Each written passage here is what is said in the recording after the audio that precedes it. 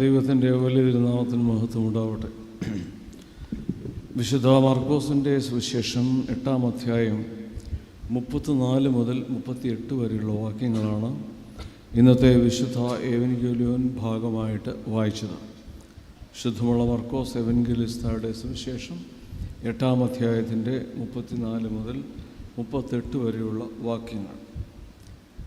യേശുദമ്പുരാൻ ജനക്കൂട്ടത്തെയും തൻ്റെ ശിഷ്യന്മാരെയും വിളിച്ചിട്ട് അവരോട് പറഞ്ഞു, എന്നെ അനുഗമിക്കുവാൻ മനസ്സുള്ളവൻ തന്നെ ഉപേക്ഷിച്ചിട്ട് തൻ്റെ കുരിശെടുത്ത് എൻ്റെ പിന്നാലെ വരണം. എന്തെന്നാൽ ആരാണോ തൻ്റെ ജീവനെ രക്ഷിക്കുവാൻ ആഗ്രഹിക്കുന്നത് അവനതിനെ നഷ്ടമാക്കുന്നു.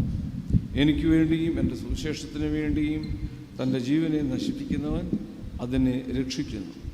ഒരു മനുഷ്യൻ ലോകം മുഴുവൻ നേടിയാലും അവൻ്റെ ആത്മാവിനെ നഷ്ടമാക്കുന്നുവെങ്കിൽ അവന് എന്ത് പ്രയോജനം?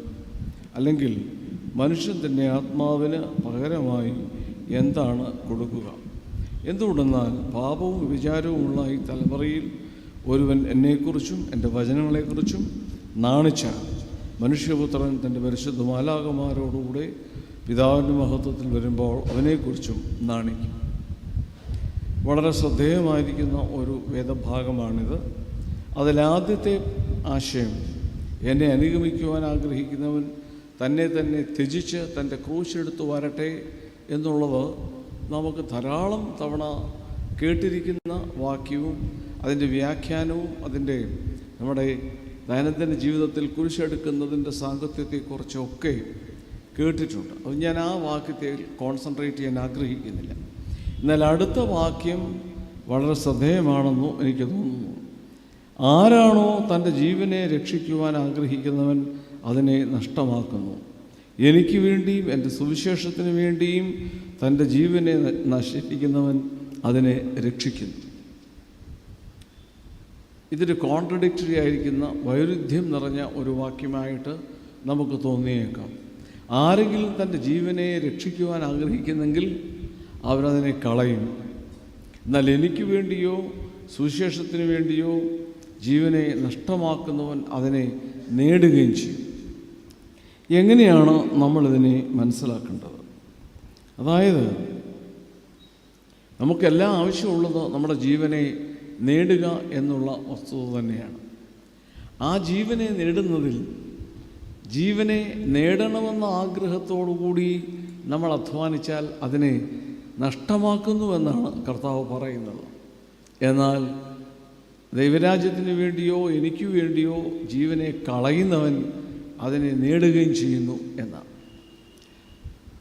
നമ്മൾ ഒരു സാധനം സ്വീകരിക്കുകയും അല്ലെങ്കിൽ കൊള്ളുകയും തള്ളുകയും ചെയ്യുന്നത് എങ്ങനെയാണ്? നമ്മൾ നടന്നു പോകുമ്പോൾ റോഡ് സൈഡിൽ പണ്ടൊക്കെ ഇറങ്ങി 10 പൈസ കണ്ടാലും നമ്മളത് കുനിഞ്ഞെടുക്കുമായിരുന്നു. ഇന്നിപ്പോൾ 10 പൈസയൊക്കെ കണ്ടാലും മൈൻഡ് ചെയ്യാതെ അങ്ങ് പോകും. എന്നാലൊരു 100 രൂപയുടെ ഒരു നോട്ട് അവിടെ കിടക്കുകയാണെങ്കിൽ തെക്കും വടക്കും നോക്കിയിട്ട് നമ്മൾ ആ പൈസ 100 രൂപ ഇഞ്ഞെടുക്കും. 10 പൈസയോ അല്ല 20 പൈസയോ ഒക്കെ ആണെങ്കിൽ നമുക്കും വേണ്ട, നമ്മളും പോകും. എന്താ കാരണം? രണ്ടും നമ്മുടെ നാട്ടിലെ ക്രയവിക്രയത്തിനുള്ള ധനമാണ്. പക്ഷെ വ്യത്യാസം എന്താണ്? 10 പൈസയുടെ വാല്യൂ, അതിൻ്റെ മൂല്യമല്ല 100 രൂപ എന്ന കറൻസിക്കുള്ള മൂല്യം. 10 പൈസ കൊണ്ട് ഇന്നൊന്നും വാങ്ങിക്കാൻ കിട്ടുകയില്ല. എന്നാൽ 100 രൂപ കൊണ്ട് എന്തെങ്കിലുമൊക്കെ വാങ്ങാനായിട്ട് സാധിച്ചേക്കാം. അതുകൊണ്ട് നമ്മുടെ സെലക്ഷനിൽ നമ്മുടെ decision will be based on the value of the object. ഈ കിടക്കുന്ന വസ്തുവിൻ്റെ വാല്യൂ എത്ര ഉണ്ട്, അതിൻ്റെ മൂല്യം എത്രയുണ്ട് എന്നതിനെ ആശ്രയിച്ചാണ് നമ്മുടെ സെലക്ഷൻ. ഇനിയും വീണ്ടും തിരിച്ചു വരാം ഈ വാക്യത്തിലേക്കും. സ്വന്തം ജീവനെ നേടണമെന്ന ആഗ്രഹത്തോടുകൂടി വല്ലവരും പ്രവർത്തിച്ചാൽ അവരതിനെ കളയും. അപ്പോൾ അതിൻ്റെ അർത്ഥം എന്താണ്? ജീവനെ സ്വന്തം താല്പര്യങ്ങൾക്ക് ഉപകരിക്കുന്ന കറൻസിയായി നാം കാണുന്നെങ്കിൽ നമ്മളൊന്നും നേടുകയില്ല. എന്നാൽ എനിക്കോ എൻ്റെ സുവിശേഷത്തിന് വേണ്ടിയോ നിങ്ങളതിനെ നഷ്ടമാക്കുന്നുവെങ്കിലോ നിങ്ങളതിനെ നേടും. അപ്പോൾ അതിൽ അന്തർലീനമായിരിക്കുന്ന ആശയം എന്താണ്? What is the value of our life? നമ്മുടെ ജീവിതത്തിൻ്റെ മൂല്യം എന്താണ്? ഈ ലോകത്തിനനുസരണമായി വ്യക്തിപരമായ നേട്ടങ്ങൾ കൊയ്യുവാനായിട്ടുള്ള എനർജി പ്രൊഡ്യൂസ് ചെയ്യുന്ന ഒരു ശരീരവും അതിനനുകൂലമായിട്ട് മോഹത്തോടെ നിൽക്കുന്ന ഒരാത്മാവുമാണെങ്കിൽ കർത്താവ് പറയുകയാണ്, അത് മിയർ വേസ്റ്റ്, നിങ്ങളൊന്നും നേടുകയില്ല. എന്നാൽ സുവിശേഷത്തിന് വേണ്ടിയും എൻ്റെ നാമത്തിന് വേണ്ടിയും അധ്വാനിക്കുമ്പോൾ നിങ്ങളതിനെ നഷ്ടമാക്കുകയാണ്. കാരണം എന്താണ്?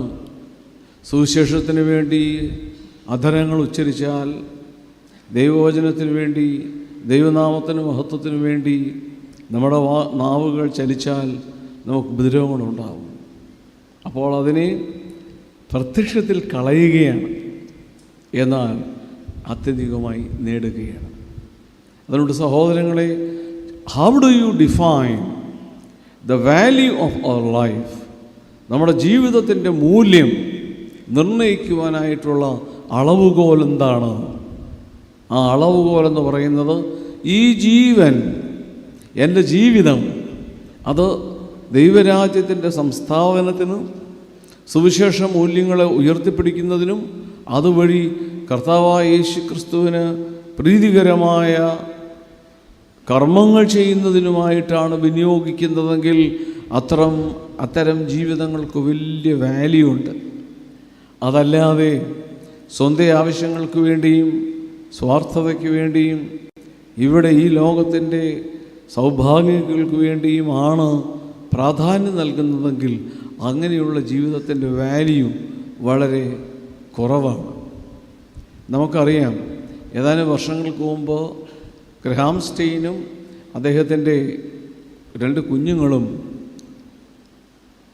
വളരെ ദാരുണമായ നിലയിൽ കൊല്ലപ്പെട്ട കാര്യം നമുക്ക് അറിയാം. അത്തരത്തിലുള്ള പ്രവർത്തനങ്ങൾ, സാമൂഹിക പ്രവർത്തനങ്ങളൊക്കെ ചെയ്യുമ്പോൾ ആ ലൊക്കാലിറ്റിയിലുള്ള ചില ആളുകളുടെ അതിർത്തി അവർക്ക് നേരിടേണ്ടി വന്നു. പക്ഷേ അവരെന്താ ചെയ്തത്? They decided the value of our life is not for our own sake, not based on our own needs, rather the value has to be determined on the basis of Jesus Christ and his message. കർത്താവിന് വേണ്ടിയും അവൻ്റെ സുവിശേഷത്തിന് വേണ്ടിയും ജീവിതത്തെ ക്രമപ്പെടുത്തുവാൻ ആഗ്രഹിക്കുമ്പോഴാണ് ജീവിതത്തിന് value ഉണ്ടാകുന്നത്. ഇന്നും മനുഷ്യ മനസ്സുകളിൽ ഗ്രഹാം സ്റ്റെയിനും ആ കുടുംബവും എത്രയോ തവണയാണ് ഓർക്കപ്പെടുന്നത്. കഴിഞ്ഞ ആഴ്ചയും നമ്മുടെ ഈ നിങ്ങൾക്ക് ചിലരെങ്കിലും കേട്ട് കാണുമായിരിക്കും, മലയാളത്തിൽ ഇപ്പോൾ ഇറങ്ങുന്ന ഒരു പ്രസിദ്ധീകരണങ്ങളിൽ വളരെയേറെ വാല്യുബിളായിട്ടുള്ള ഒന്നാണ് എഴുത്ത് മാസിക എന്ന് പറയുന്നത്. ആ എഴുത്ത് മാസിക എറണാകുളത്തുനിന്ന് ജസ്യൂട്ട് ഫാദേഴ്സിൻ്റെ നേതൃത്വത്തിൽ ഇറക്കുന്നതാണത്. സാധാരണ നമ്മുടെ ഇന്നത്തെ സോഷ്യോ എക്കണോമിക്, പൊളിറ്റിക്കൽ, റിലീജിയസ്, അങ്ങനെ വളരെ കണ്ടംപററി ആയിട്ടുള്ള വിഷയങ്ങളെ കൈകാര്യം ചെയ്യുന്ന ഒരു മാസികയാണ്, മന്ത്ലി പബ്ലിക്കേഷനാണ്. ഞാനത് സ്ഥിരം വരുത്തുകയും വായിക്കുകയും ചെയ്യുന്ന ആളാണ്. ഈ ലക്കം വന്ന മാസികയിൽ 2 വിഷയങ്ങളാണ് പ്രധാനമായിട്ടും ചർച്ചയ്ക്കെടുത്തത്. ഒന്ന്, നീതിപീഠങ്ങളിൽ നിർബന്ധം കൊണ്ടും അല്ലാതെ നടക്കുന്ന നീതിരഹിതമായ കാര്യങ്ങൾ. അത് ചിലത് ലോ അങ്ങനെ ആയതുകൊണ്ട് അങ്ങനെ പറ്റും. അതേക്കുറിച്ച് 2 ആർട്ടിക്കിളുള്ളത്. ഒന്ന്, നമ്മുടെ സുപ്രീം കോടതിയിൽ നിന്ന് റിട്ടയർ ചെയ്ത ജസ്റ്റിസ് ചെമലേശ്വരൻ്റെയും മറ്റൊന്ന് സുപ്രീം കോടതി ജഡ്ജിയായിരുന്ന മലയാളിയായ റീസെൻ്റായിട്ട് റിട്ടയർ ചെയ്ത ജസ്റ്റിസ് കുര്യൻ ജോസഫിൻ്റെതുമായിരുന്നു. അവർ 2 പേരും നീതിപീഠങ്ങളെ, നീതിവ്യവസ്ഥതയൊക്കെ അനലൈസ് ചെയ്യുന്നുണ്ട്. ഈ ചെമലേശ്വർ ചീഫ് ജസ്റ്റിസ് 2-3 അദ്ദേഹത്തിൻ്റെ വെർഡിക്റ്റുകൾ, വിധിന്യായങ്ങൾ പറഞ്ഞത് ആവർത്തിച്ചു. അദ്ദേഹം പറഞ്ഞൊരു കാര്യമുണ്ട്. ഒരു പട്ടാഫയിൽ ആന്ധ്രാക്കാരനാണ്. ആന്ധ്രാപ്രദേശിൽ നടന്നൊരു കൊലപാതകം നട്ടുച്ചയ്ക്ക് വഴിയരിയിലിട്ട് വെട്ടിക്കൊന്നതാണ്. പക്ഷേ അവിടെ ചുറ്റും ജനം കൂടിയിരുന്നെങ്കിലും ഒരാൾ പോലും സാക്ഷി പറയാനായിട്ട് തയ്യാറായില്ല. അതുകൊണ്ട് തെളിവുകളുടെ അപര്യാപ്തതയിൽ പ്രോസിക്യൂഷന് അത് തെളിയിക്കാൻ ഒത്തില്ല എന്ന ഒരു കാരണത്താൽ കോടതി, അദ്ദേഹം പറയുന്നത്, ഞങ്ങൾ ഹെൽപ്ലെസ്സാണ്. കാരണം കോടതി കേസുകൾ കേൾക്കുന്നത് അവിടെ വക്കീലന്മാർ പ്രസൻറ്റ് ചെയ്യുന്ന വാദമുഖങ്ങളുടെ അടിസ്ഥാനത്തിലാണ്.